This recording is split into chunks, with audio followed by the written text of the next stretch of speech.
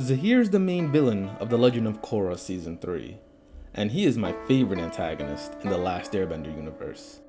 There's one scene in particular that puts him above the rest, and that is when he kills the Earth Queen. Maybe I forgot to mention something to you. I don't believe in queens. You see, Zaheer is a character that brings a lot of firsts to the universe.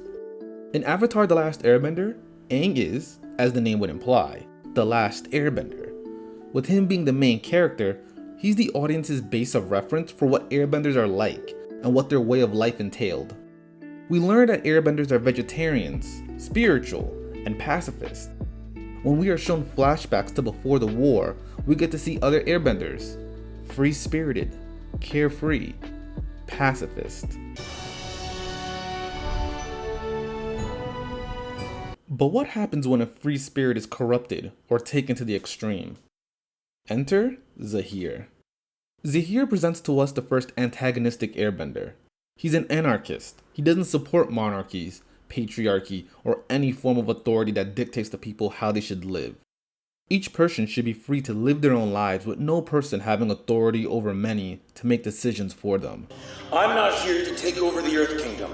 I think you've had enough of leaders telling you what to do. It's time for you to find your own path. No longer will you be oppressed by tyrants. From now on, you are free. I deliver Ba Sing Se back into the hands of the people. Even if some people are willing to give up their freedom for security, we have historically seen that those systems eventually get corrupted in some way. Look at Avatar Kyoshi. She originally created the Dai Li to protect the people and the culture of Ba Sing Se, and eventually, they started kidnapping and brainwashing their own citizens in order to keep the peace. As the saying goes, the road to hell is usually paved with good intentions. It's nice to see you again, Gazan. Thanks for busting me out. Where'd you pick up the new skills? I have harmonic convergence to thank for that. I was given a gift. I believe it's a sign that our path is a righteous one. Zaheer's fix to the system was simple. Tear it all down. Kings, queens, politicians, any leader of an authoritarian system had to go. And the person he started with was the Earth Queen. You've had to deal with a moronic president and a tyrannical queen. Don't you think the world would be better off if leaders like them were eliminated?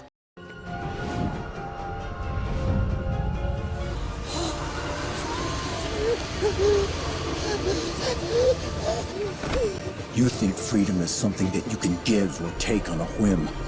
But to your people, freedom is just as essential as air. And without it, there is no life. There is only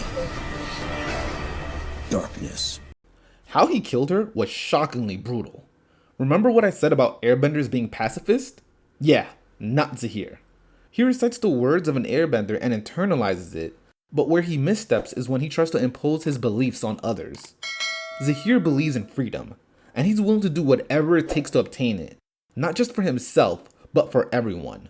In this scene, we witness the first antagonistic airbender perform the first purely offensive airbending technique, showing us what I would say is the first true on-screen death in the series.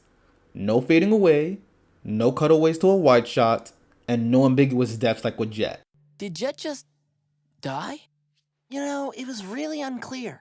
I know some people are thinking, what about when Azula killed Aang and Katara brought him back? I don't count that since I think Azula put him in a near-death state but didn't actually kill him. If she did, then the Avatar cycle would have been over. Unlike that moment, there was no debate if the Earth Queen was dead or not. Watching her eyes change color as she gasped for air, so dang brutal. As a kid, my friends and I would play fight and imitate moves from shows that we liked all the time. Using sticks as lightsabers or swords, putting pencils in between our fingers like claws, or doing the fusion dance with each other. We would let our imagination run wild. When it came to Avatar, I remember us thinking that waterbenders should technically be able to bend the water in the human body. So we were hyped when the show introduced bloodbending. Something we speculated on actually happened in the show. When it came to airbenders, we also speculated that airbenders could suck the air out of people, or if anything, create a pocket around a person so that the air wouldn't be able to enter, eventually suffocating a person. But that was so killy that we were pretty sure we would never see something like that on the show. Imagine my surprise when the main antagonist of the season performed the technique that my friends and I would pretend to do to each other during recess.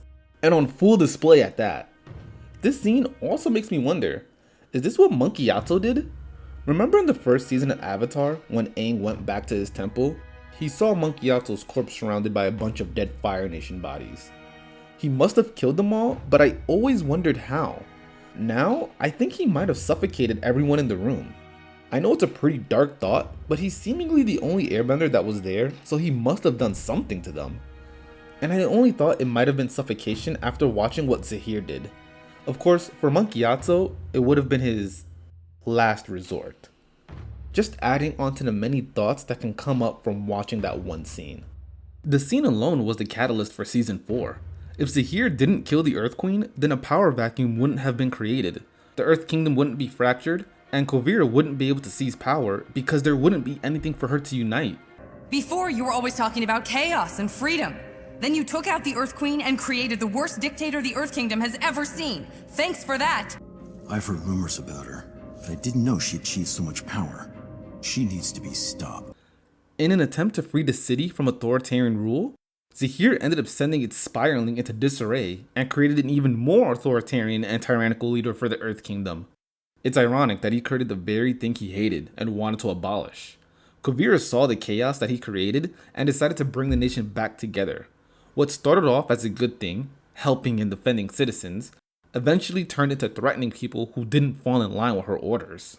All who pledge their loyalty to me will keep their freedom and be dealt with fairly as full citizens of the Earth Empire.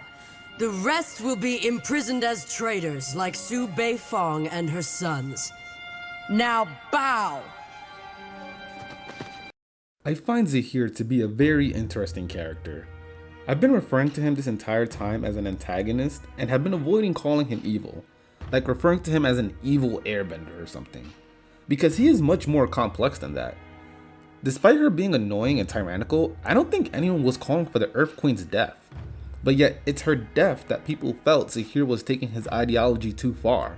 If Zaheer had killed Fire Lord Ozai, I don't think that many people would have had a problem with it.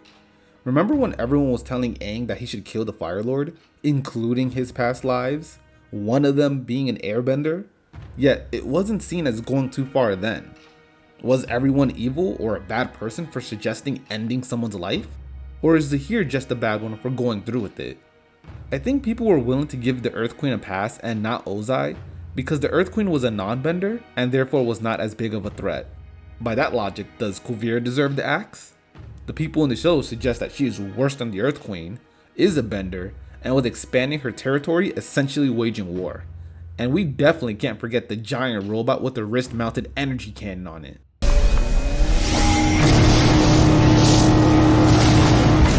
I'm not advocating for murder or violence of any kind, or trying to make commentary on what I think is best for society. Instead, I just wanted to talk about my favorite character from The Legend of Korra, and wanted to draw attention to one scene that had a couple of implications and several ramifications. Because like it or not, this scene was a jaw dropper. This one villainous scene. You don't understand. The revolution has already begun. Chaos is the natural order of all. Whoa.